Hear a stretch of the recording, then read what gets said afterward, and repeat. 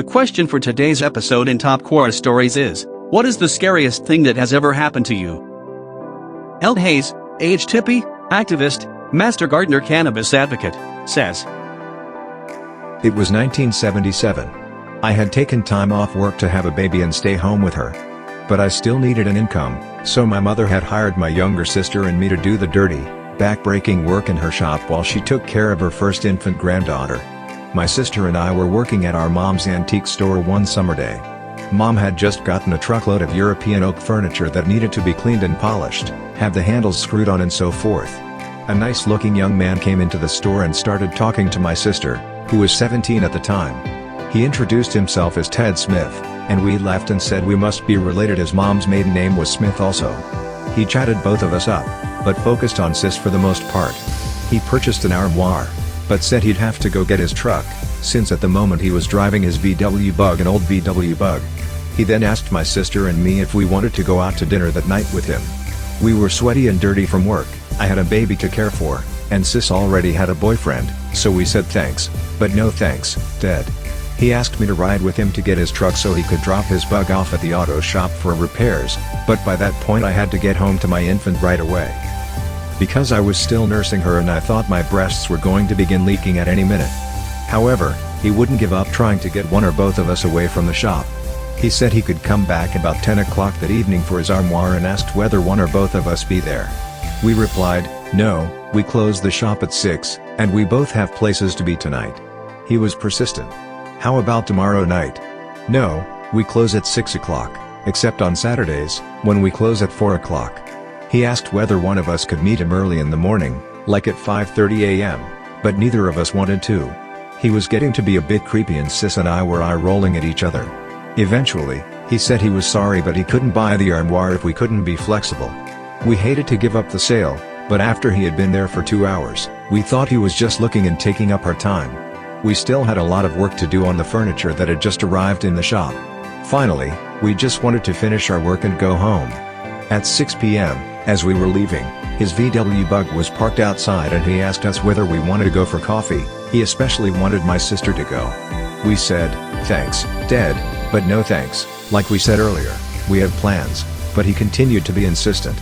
Finally I said, Sis, let's go, I'll take you home. Even though she had her car there, for some reason I didn't want to leave her to drive home alone with this guy around. So he drove off in his Bug and we really didn't think of it again.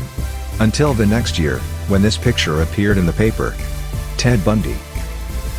It still sends chills up my spine, writing this, and Sis and I talk about it occasionally. We were two lucky young women that day. If either of us had agreed to go, we would have been raped and murdered like the at least 30 other women Bundy kidnapped. Alright, let's move on to our next answer for the scariest thing that someone have experienced. And this one is from Kin Danby, and she says, witnessing the suicide of my boyfriend.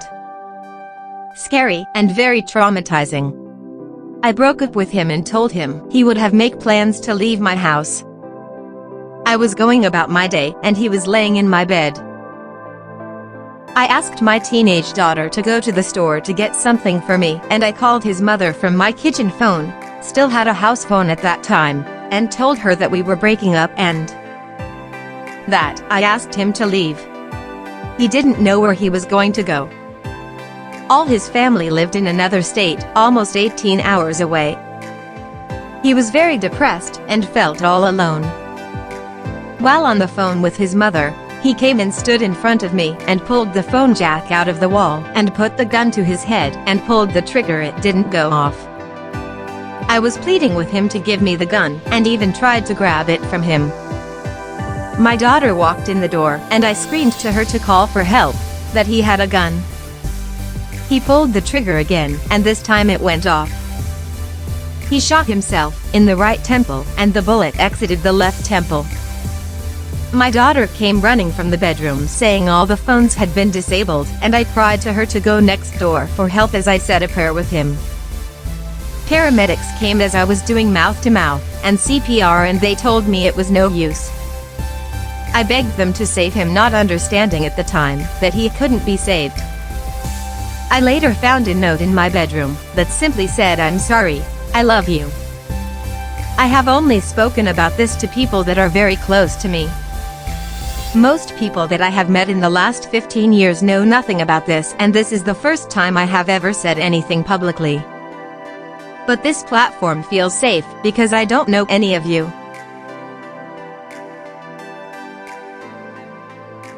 Great.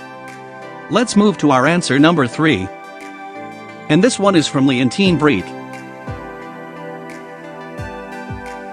She is an international sales manager and she says, In my life I have had many creepy or scary experiences. This one stands out. I must have been 21. I was in my first year of university. And as many students I lived in a shitty neighborhood, renting a room with furniture that was far beyond the point of being labeled second-hand. 2 doors from mine, a new neighbor moved in. A young man, let's call him John, I guess 5 or 6 years older than I was, nice face, blue eyes, wearing clothes that looked a bit outdated and which were definitely not ironed. Whenever I would come home from class or when I would leave my building, he would be there, standing in front of his open front door, asking me to join him for a cup of tea to get to know each other. He was friendly, polite and came across as a bit shy. I knew that several of my housemates and neighbors had accepted his invitation to be a guest in his home. He was new and trying to make friends. But from day one my gut told me to stay away from him.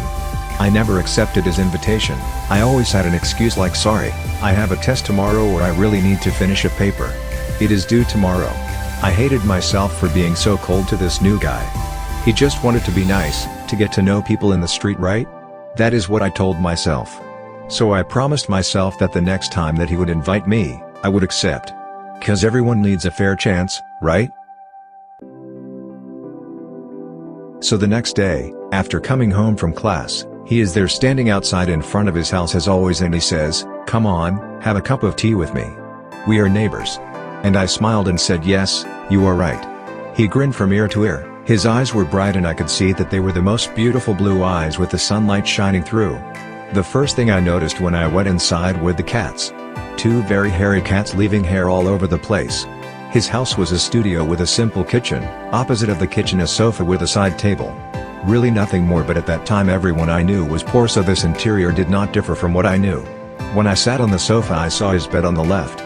It was not made. The cats jumped on the bed and made themselves comfy on the pillows. Inside I just thought gross. But hey, it is not my bed, so who cares? John held 2 tea bags up and asked me what kind of tea I would like, apple cinnamon or Earl Grey? I replied Earl Grey, the one in his right hand. He turned to the kitchen to get the kettle. I could see him putting the tea bag in a mug and then I noticed a change in his posture, the way he carried himself. It looked like he became taller, stronger looking, his shoulders looked broader. As I was trying to understand what I was witnessing, he turned around and I saw his face. A stranger with cold, dead eyes and holding a big butcher knife in his right hand. My breathing stopped. I tried to swallow but my mouth was really dry. All I could look at was that really huge knife. "Mama, why did you leave me?" John had spoken in this weird childish voice. My mind went crazy. He walked towards me with this knife. He looked angry and hurt at the same time.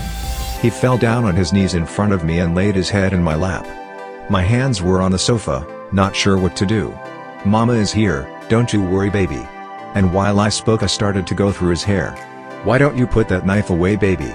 Mama does not like knives." He agreed, turned a bit to put the knife on the side table to turn back again with the knife sweeping in front of my face, anger on his face and rage in his eyes. "No. Okay, baby, easy. It is okay." And I touched his hair again, touching his head, and he calmed down. Tension left his body. I was trying to think of ways to get out without a fight. Although I am tall and strong, I have always known when to fight or when to avoid it. I was sure I would not survive if I had to fight my way out of that tiny studio. "Mama is hungry. Shall I make something for us?" He replied in this weird childish voice again. "Yes, Mama, please." "Well, what will I make you? Would you like some pancakes?" He nodded like crazy. "Do you have eggs? Do you have flour?" He stood up, went to the kitchen and opened a cabinet door in the fridge. Yes. I could feel my hands sweating and my heart was racing. "Well, that's great. Do you have milk too?" He looked in the fridge, he looked again, and the disappointment on his face was like that of a 4-year-old who has had his ice cream taken away from him. But I knew that this was my chance. "Well, don't you worry, baby. Mama can go to the store to get us some milk." He refused. He got angry. Again, the knife, firmly in his right hand. "But we need to eat, don't we? So Mama has to get some milk. I will be right back." He would say yes, okay, and then change his mind and become aggressive. I do not know for how long this went on, but somehow he said yes, and the way he said it made me to stand up, walk to the door and to grab hold of the handle. A voice in my head was screaming, "Do not run. Do not run." I turned to him, my most beautiful mama smile on my face, and said, "Mama will be right back, honey, don't you worry. We will have pancakes." He was nodding, standing in the room with the knife in his hand, next to his leg. As calmly as possible I opened the door and I walked to the corner of the street. I turned around again to wave and he waved back. As soon as I was out of sight, I ran to the first door that I saw. I started pounding on it, screaming, crying, explaining that they need to call the police now. The police did come. So did a special ambulance for the mentally ill. Turned out that John was a registered mentally ill person who refused treatment and could not be forced to get treatment because he was not a danger to himself or others. Because of my little episode, now they could force him to take medication and he was hospitalized against his will. Well, he sure was a danger to me that day. It taught me that no matter what other people are saying about someone, how nice this or that person is, if my gut tells me stay away, I listen. It almost cost me my life ignoring that inner voice. I just thank God that He has blessed me with this brain of mine, that I knew how to react in that situation.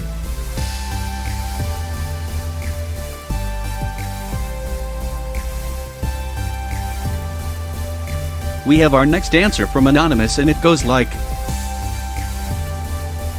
I was 18 years old and just graduated high school 3 months prior.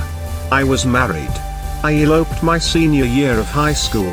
We had rented a very small one-bedroom house that was across the street from the bank where I worked as a teller.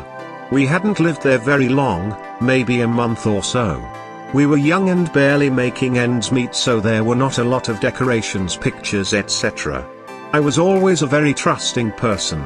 I was raised in the country and in times where you could leave your windows open and your doors unlocked. I was always taught to see the good in people. I had come down with a cold and taken cold medicine one night and went to bed early. At this point, I had only been married for less than 6 months. I remember in my sleep feeling someone messing with me. In my half-asleep cold medicine bogged down head, I started reacting and thinking it was my husband. Then I roused up and opened my eyes. It was around 2 a.m.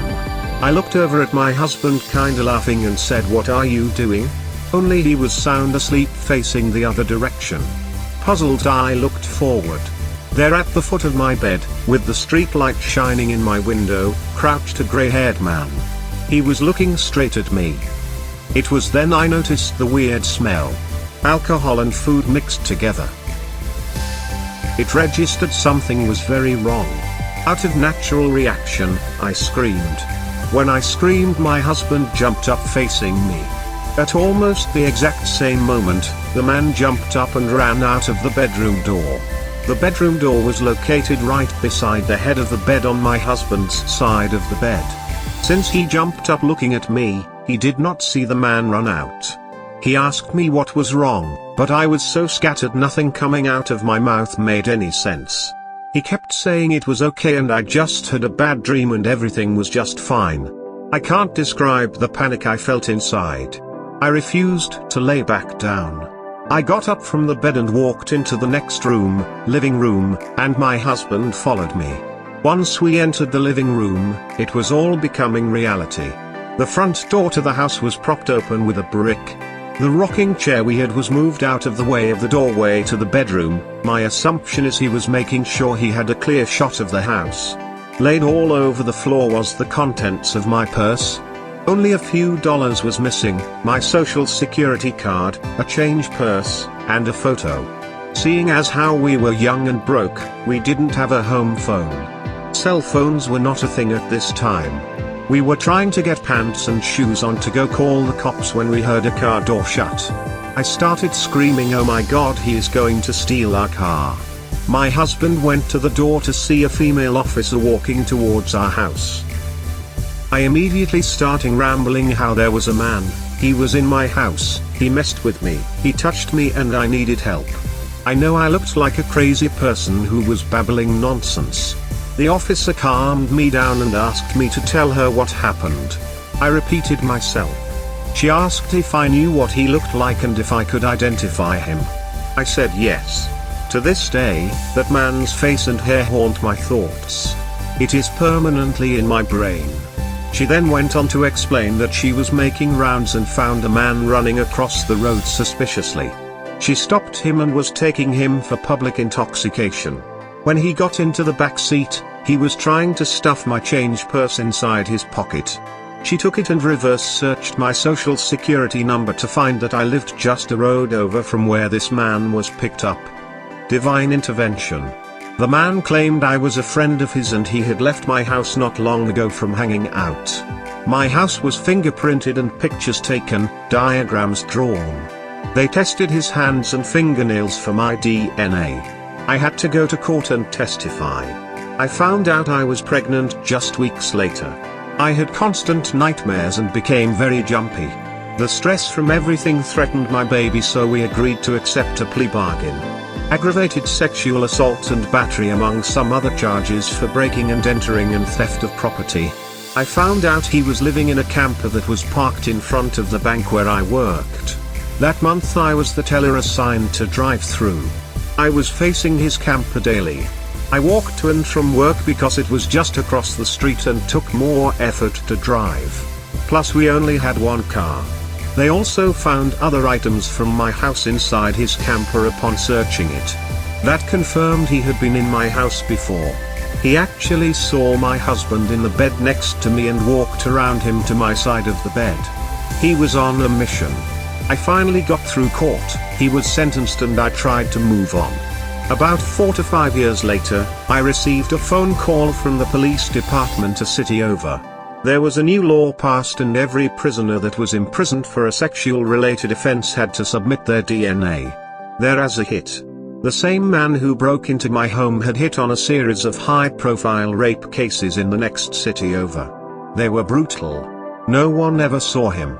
Just one girl saw tattoos on his arms behind her. He would tie them up and used tape on their eyes. Shockingly, we all had similarities. He had a type. The girl that saw the tattoos had given a description and it was televised on the news. I guess he ran to the next town in hopes of running away from it. At the time they caught him at my house, had the tape and everything on him. It just didn't make sense at the time why. Now all of the dots started to connect. He was a serial rapist. All of us were between 17 to 23.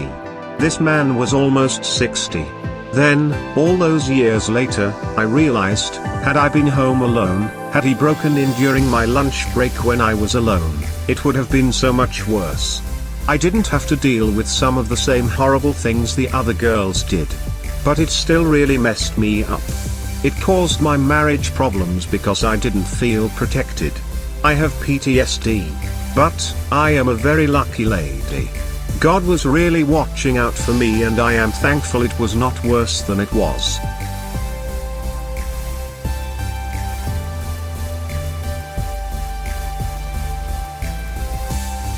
Let's move to our next answer.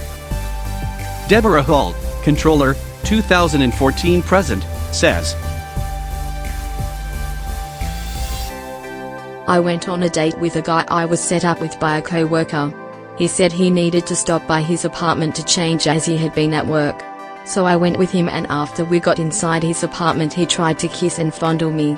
I pushed him away but he wasn't having it and continued by pushing me into his bedroom and onto his bed. I resisted and tried my best to push him away, but thought to myself I was not going to be strong enough to prevent this guy from raping me. I was crazy scared and felt totally helpless. Just as he ripped the front of my blouse his roommate came in and seeing what was happening punched this guy in the face a few times and yelled at him to get back, which he did luckily. The roommate took my hand and led me out of the apartment, told me this guy had been a problem before and would I like a ride home? I said yes, actually taking another chance but I was so traumatized all I wanted to do was get away from there. It turned out alright, this guy was really nice and saved me and I told him how grateful I was. He said he was going to report this guy as it had happened several times while he was his roommate. Well, about 2 weeks later I was invited to a party close to where I lived. I felt like someone was following me there, but brushed it off as just a coincidence. Perhaps the person was even going to the party. A couple hours later I left the party and started driving the 2 miles home and noticed this large car, the one I had seen on the way to the party, following me. Once I took a good look, I realized it was the guy who had tried to rape me earlier. I drove as fast as I could to get away from him, not going home as I didn't want him to know where I lived. I sped onto the freeway and off again and ended up racing around a residential tract trying to lose this guy.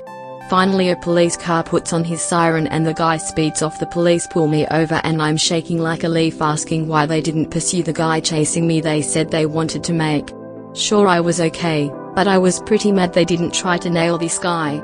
Luckily he didn't know where I lived and I never saw him again, but twice I was so close to being raped or hurt. It taught me a good lesson.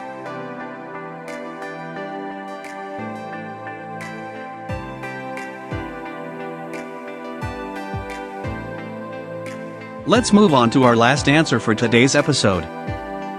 This one is from Anonymous and it goes like,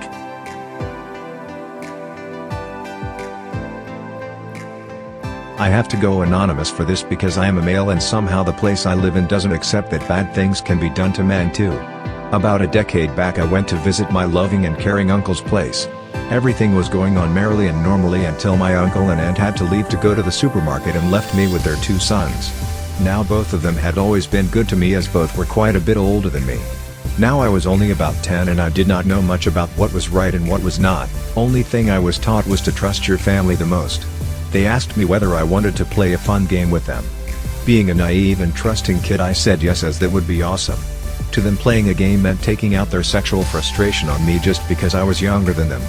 After they were done I sat in a corner sobbing quietly.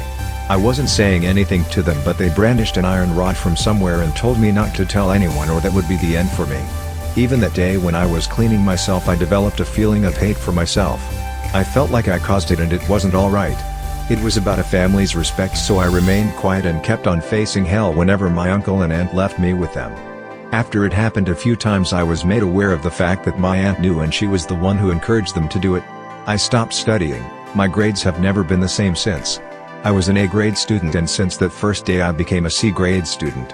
Nobody in my family noticed my behavioral changes.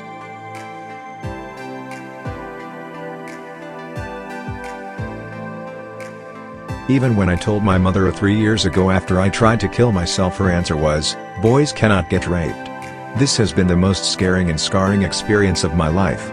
One that broke something inside me to the extent that I have become socially awkward. I don't know if I ever will become normal.